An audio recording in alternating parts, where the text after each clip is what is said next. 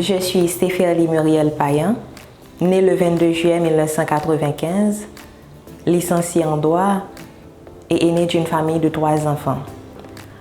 J'ai grandi dans une famille de comptables. Mon père est comptable, mes oncles, cousins et cousines évoluent dans le monde de la comptabilité et la fiscalité. En philo, lors de mes études classiques au Collège Saint-François d'Assise, j'ai participé à un concours de texte de Daniela Ferrière. J'ai figuré parmi les lauréates. Mon texte dénonçait les abus sexuels faits sur les filles. Et depuis, j'ai eu une curiosité pour la lutte et le respect des droits des femmes, des enfants, des filles en Haïti. Et c'est pourquoi j'ai étudié le droit à l'Université Notre-Dame d'Haïti.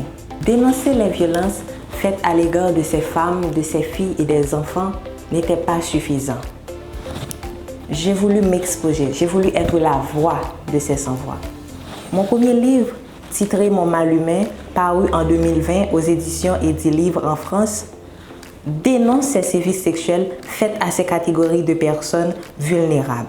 Finaliste à la 5e édition du concours de plaidoirie sur les droits humains organisé par le BDHH, ça a permis à beaucoup de gens de me découvrir comme plaideur, comme jeune militant des droits de l'homme.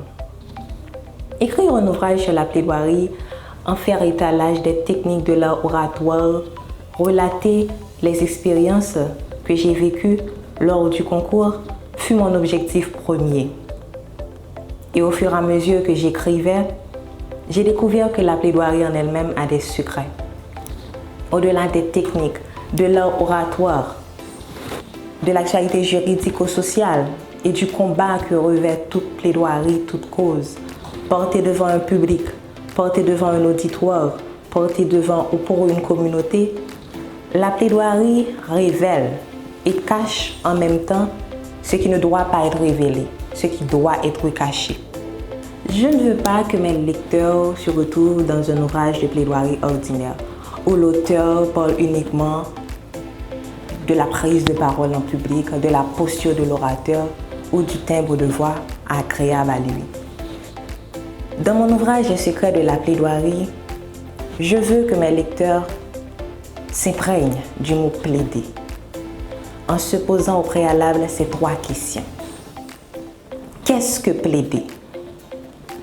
Est-ce qu'une femme peut plaider mieux qu'un homme?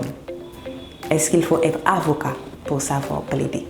Donc, je vous invite à vous procurer et à lire l'ouvrage qui vous permettra de découvrir les secrets de la plaidoirie.